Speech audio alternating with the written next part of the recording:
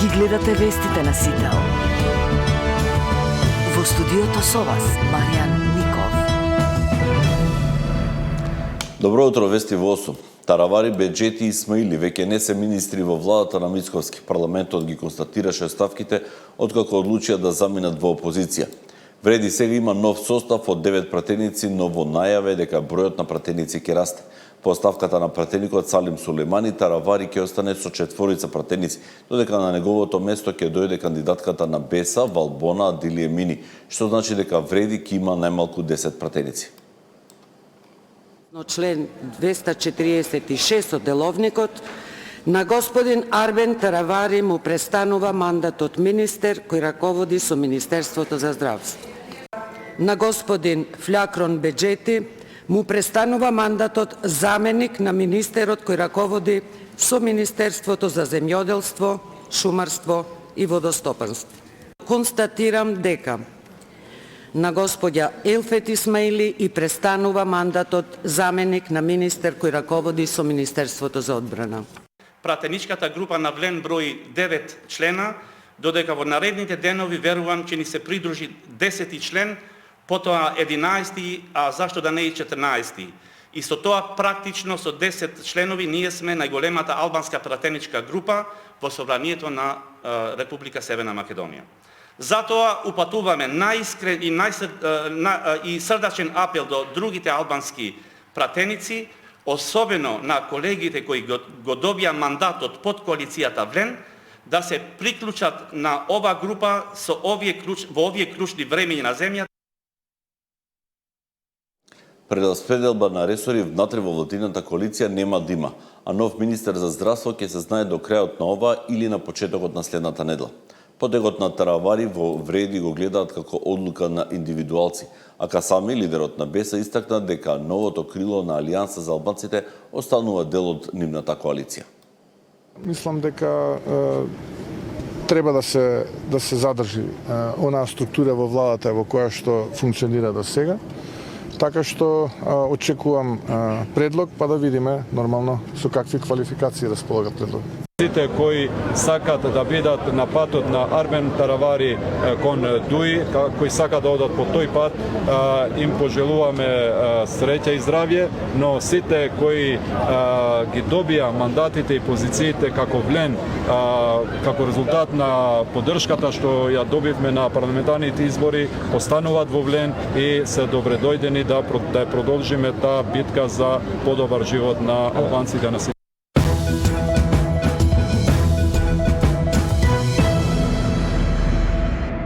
Уставниот суд ги укина одредбите од изборниот законник со кој за 3 пати се зголеми и минималниот праг на потписи за независни кандидати. Ова во пракса значи дека собранието мора да донесе нови измени, бидејќи во моментов не постои никаква законска основа за независните кандидатури за изборите, кои треба да се одржат за 5 месеци. Првиот човек неуставен очекува пратениците оваа законска празнина да ја пополнат што е можно побрзо. Со оваа одлука предходното правно правило не оживува, значи ние не оживуваме норми, ние значи сме негативен законодавец, ние можеме само да отстраниме неуставни норми од нашиот правен поредок. Тоа значи дека законодавецот во најскоро можно време треба да пристапи и да ја пополни оваа правна празнина која настапи со нашата одлука. Воспротивно, евентуално непостапување на законодавецот би значило дополнителна повреда и дополнително стеснување на основните слободи и права на човекот и на граѓаните и тешка повреда на политичкиот плурализам, сите темелни вредности на нашиот правен поредок. За домашниот избор на Дуковска, Уставниот суд гледа во судскиот совет и управното судство. Сметаат дека недозволиво е за итни прашања Уставниот суд да носи задоснети одлуки. Случајот го сметаат за скандал со сериозни правни последици. Вака како што е одлучено, испаѓа дека управното судство може кога ќе му се текне да одлучи по конкретно барање. Едно правило постои во правото, може во секое време, али не во невреме. Управното судство решава во невреме за поништување на изборот на колешката Дуковска. Бидејќи поништувачка е одлуката на поништена е одлуката за избор. Значи во сила е нашето обраќање до судскиот совет уште пред да биде избрана нашата колешка Бети Елизабета Дуковска. Така да ние нема потреба на никого да се обраќаме, на потек е судскиот совет. Договорот за стратешко партнерство со Велика Британија ќе биде потпишан во четврток во Лондон, а ќе го потпише вице-премиерот Николовски. Делегацијата ќе ја сочинуваат и вице-премиерот Меджити, министерката за образование и директорот на железница инфраструктура. Во Лондон исто така ќе бидат остварени средби со министрите за внатрешни работи и одбрана на Обединетото кралство. Сметам дека се работи за историски момент, за датум кој што ќе остане во аналите на македонската историја. Мислам дека 22 мај ќе е датум кој што долго се споменува македонската историја, затоа што се работи за досега најобемен договор кој што Македонија го постигнала со било која држава. Целта на договорот е да воспостави партнерство за поддршка на реализација на инфраструктурни проекти во секторите здравство, транспорт, технологија, енергетика, дигитална трансформација и други критични сектори во Македонија. Првичната група на проекти се веќе споменати во јавноста, во делот на здравството и во делот на транспортот. Исто така многу значајно за мене да се разменуваат знаења и најдобри практики, користејќи експертиза од владата на Обединетото кралство и од британски деловни субјекти за поддршка на реализација на проекти, но исто така и на трансформација на јавната администрација и приватниот сектор во Македонија со експертиза од бизнес заедницата во Обединетото кралство, но исто така и од владините агенции.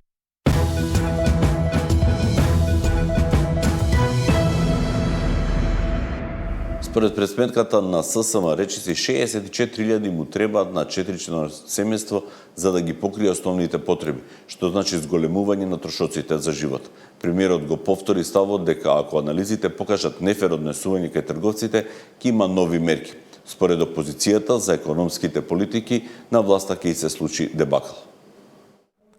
Растат трошоците за живот. ССМ пресмета дека на едно 4-члено семејство му се потребни речиси 64.000 денари за да ги покрие основните трошоци во мај, што е зголемување од 1.200 денари во споредба со минатиот месец.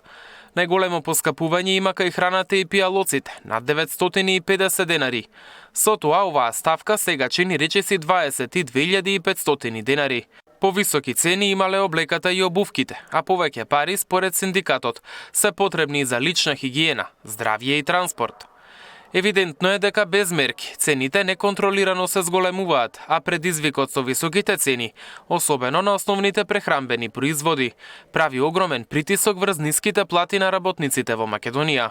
Во услови на зголемени трошоци за живот, зголемената вредност на синдикалната минимална кошница, особено по завршувањето на мерките на владата, упатува на тоа дека е потребен раст на платите, велат од ССМ. Премиерот денеска го повтори ставот дека ако анализите покажат нефер однесување, ќе има нови мерки. Потрошувачката кошничка зависи од однесувањето на трговските ланци, но и на снабдувачите, дистрибутерите, производителите.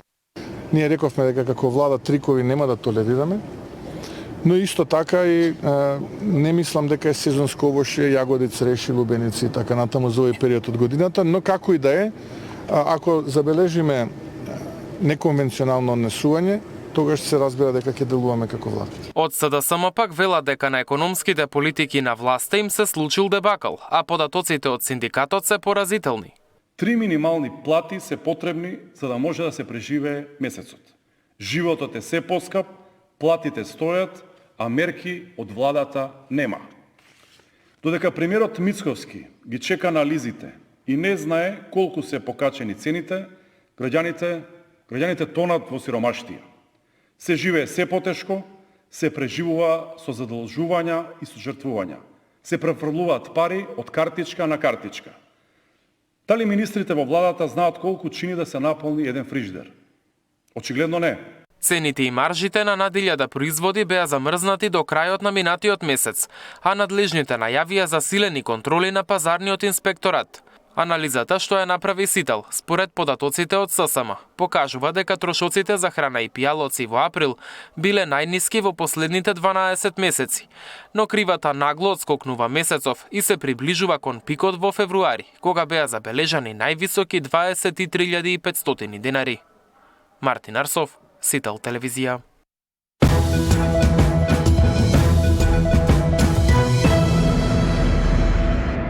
Вечерва фудбалска